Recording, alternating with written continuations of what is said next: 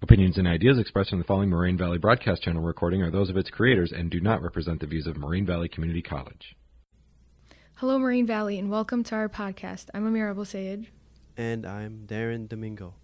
We have an interesting show planned for you today.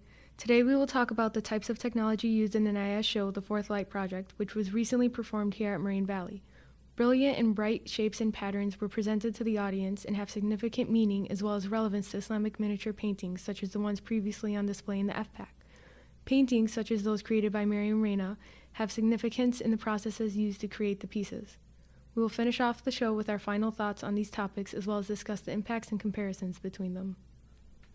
The technology used in the Niyaz show, The Fourth Light Project, could be categorized by interactive technologies, advanced projection, and body mapping. In brief, they provide immersion for the audience by creating a different type of environment.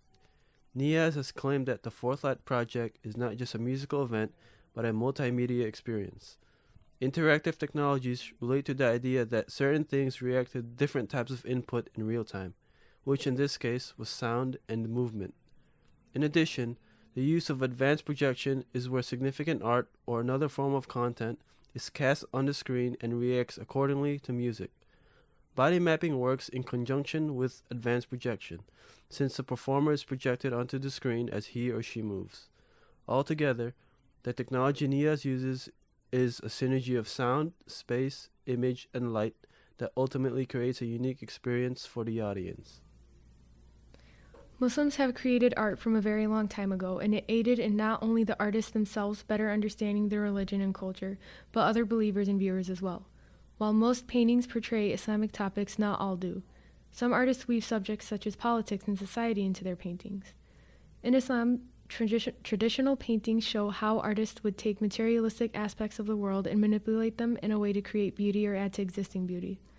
The purpose of this is to show that everything can be made into intricate and complex creations while maintaining a certain beauty. This would also help the audience grasp a better understanding of the world they live in, as well as understand that everything is beautiful if you look at it in a certain way. This then allowed for the audience to find a deep internal appreciation for the miniature paintings and reflect on what meaning they could derive from it. As mentioned before, the technology utilized in the Fourth Light Project are interactive technologies, advanced projection, and body mapping. They were briefly discussed earlier, but now we will look at how they work and how they create an immersive environment.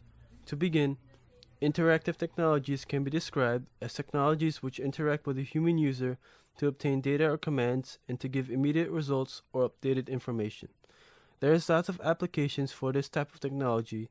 One in particular is data management. For example, taking inventory and wanting to access and update it with ease. However, it was used a certain way in the Fourth Light Project, where it changed the visual effects based on sound and movement from the performers. In theory, the technology works by having a series of events which will trigger once a specific condition is found.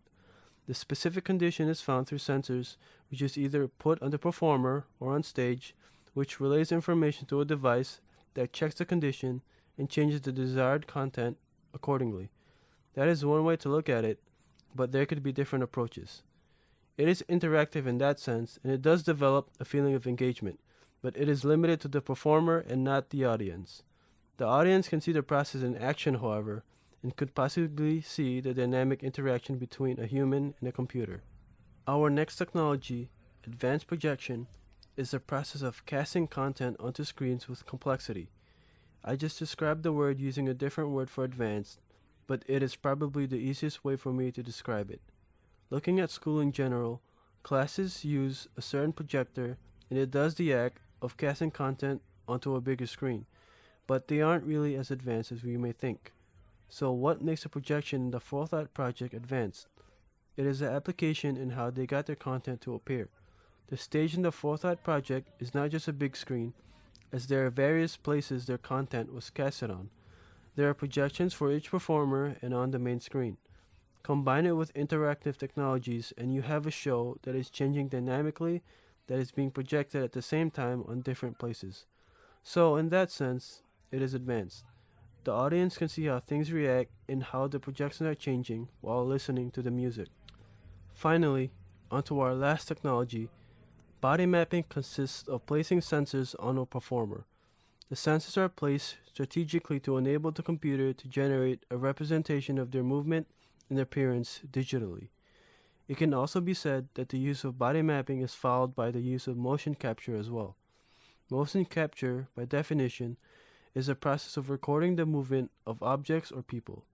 Usually, this is done by having the performer wear a specialized suit for recording movement. I remember seeing that the performers did not wear anything special since they were dressed for the performance.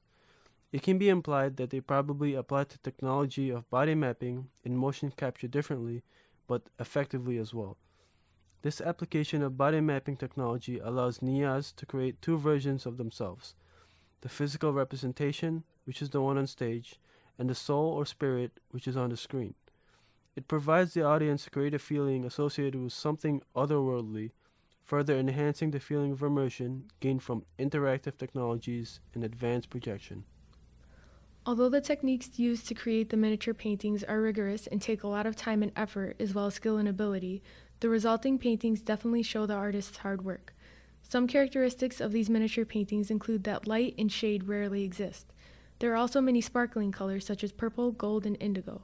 One thing I found interesting was that in Islam, God, the prophets, and the messengers cannot be visually represented in human-like ways in the art. It's strictly prohibited. So instead, the artist decided to use abstractions, such as geometric patterns, shapes, and symbols, in order to efficiently send a message to viewers. As mentioned before, a misconception is that Islamic miniature paintings are exclusively about Islam, but they are not. The purpose of art in general is to send a message to an audience, and in Islam, the purpose is to illustrate scientific, historical, and literary subjects throughout time, and represent them in a way that is calming and subjective. This is an effective concept that surpasses time, and those who are able to deeply appreciate the art are lucky. This means they are also able to derive their own meaning and benefit by understanding not only the artist's thoughts and feelings when creating these pieces, but their own thoughts and feelings when viewing these miniature paintings. Traditional Islamic miniature paintings have left a lasting impact on viewers. The art has proven to be beneficial to all people who are able to analyze and take away meaning. Even in today's art, viewers can learn to appreciate this world and understand that everything, whether abstract or concrete, can be beautiful. That's all for today's show. I'm Ammerah. And I'm Darren Domingo. Thanks for tuning into our podcast.